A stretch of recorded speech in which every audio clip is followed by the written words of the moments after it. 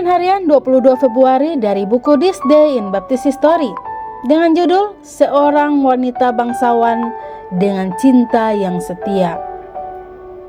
Nats yang diambil 2 Yohanes.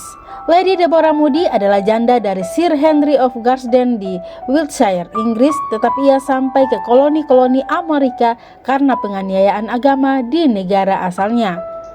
Sulit bagi generasi kita saat ini untuk mengerti bahwa kaum baptis di masa awal Amerika menderita perlawanan, mengalami ketidakadilan, dan ada di bawah penganiayaan yang menyebar luas. Kaum Puritan yang datang dengan anggapan ke Amerika agar mereka dapat dengan bebas beribadah kepada Allah dengan cara yang mereka anggap alkitabiah. Tidak mengizinkan orang-orang lain di daratan kita untuk beribadah kepada Allah kalau tidak sesuai dengan cara mereka.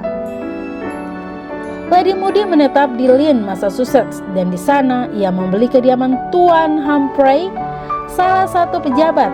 Ia berniat untuk menjadi seorang penduduk tetap, tetapi segera setelah menetap di sana, ia menganut prinsip-prinsip baptis.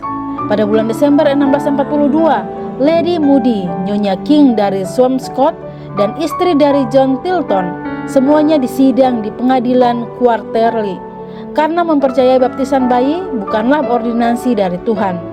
Mungkin karena posisinya di dalam masyarakat, ia tidak diusir dari Massachusetts. Namun pada tahun 1643, ia pindah ke New Amsterdam atau New York. Sebuah pemukiman dibentuk di Long Island dan Lady Moody membuat suatu hak paten yang diantaranya menjamin kebebasan penuh hati nurani menurut adat istiadat Belanda, tanpa penganiayaan atau gangguan dari pejabat manapun atau pelayan gerejawi lainnya yang mungkin berbuat seolah-olah memiliki kekuasaan hukum atas mereka. Gubernur John Winthrop menyatakan bahwa ia bertindak atau melawan nasihat semua teman-temannya. Banyak orang lainnya yang dipengaruhi dengan Anabaptisme pindah ke sana juga. Ia dikeluarkan dari gereja Salem.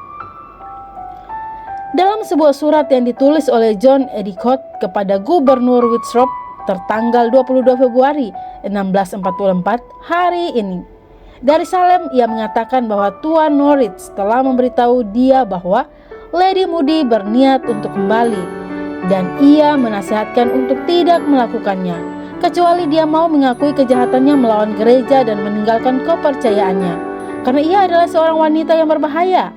Saudara saya, Ludlow, menulis kepada saya bahwa melalui buku yang Lady Moody kirimkan kepada Nyonya Eaton, ia mempertanyakan baptisannya sendiri. Sangatlah diragukan apakah dia dapat dimenangkan kembali. Ia sudah terlalu jauh terlibat. Dalam perjalanannya dari Massachusetts, Lady Moody berhenti sebentar di New Haven dan menobatkan beberapa orang kepada posisi baptisan orang percaya dan mendapatkan perlawanan baru. Nyonya Eaton, istri dari gubernur pertama koloni New Haven, adalah salah satu dari petobat-petobat itu, dan ia juga menderita di tangan gereja kongregasional di New Haven. Catatan menunjukkan bahwa ia dengan mantap menyangkal bahwa baptisan menggantikan sunat dan harus dilakukan kepada bayi-bayi.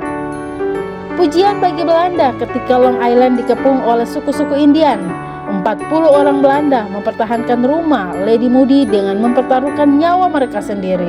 Lady Moody dipercaya meninggal di Long Island sekitar tahun 1659. Betapa kita seharusnya bersyukur kepada Allah atas keadaan Amerika hari ini, karena kaum baptis telah berjuang sejak mulanya untuk kebebasan beragama.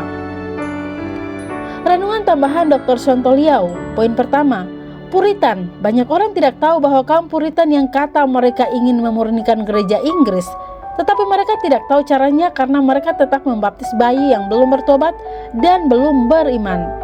Tidak heran jika mereka tidak lahir baru dan jahatnya sama dengan orang-orang gereja Inggris, yaitu menganiaya orang yang beda doktrin dari mereka.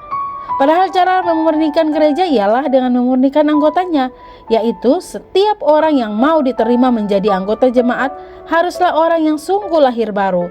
Dan bagaimana tahu bahwa mereka lahir baru? Hanya satu cara, yaitu meminta mereka membuat pengakuan iman depan jemaat dan kemudian membaptis mereka atas dasar pengakuan iman mereka.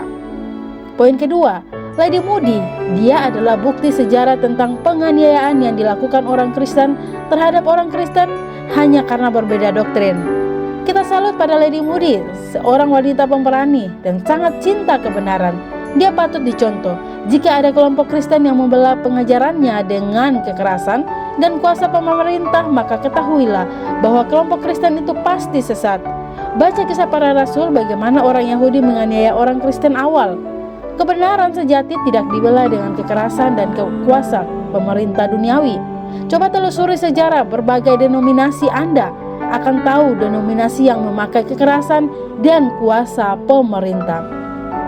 Poin ketiga, zaman sekarang Tuhan juga mencari orang-orang pemberani seperti Lady Moody, baik laki maupun perempuan, tanpa orang yang rela dibuli, diolok-olok, bahkan dibunuh demi kebenaran. Maka kebenaran tidak akan bisa diestafetkan dari generasi ke generasi. Banyak wanita sangat penakut dan gampang diintimidasi, tetapi ada juga wanita yang hebat yang memakai akal budinya dengan baik dan pemberani. Semoga Anda, wanita yang pembaca ini, adalah salah satu wanita yang dicari Tuhan. Demikian renungan hari ini bersama saya Lina Dadi. Tuhan Yesus menyertai dan Maranatha.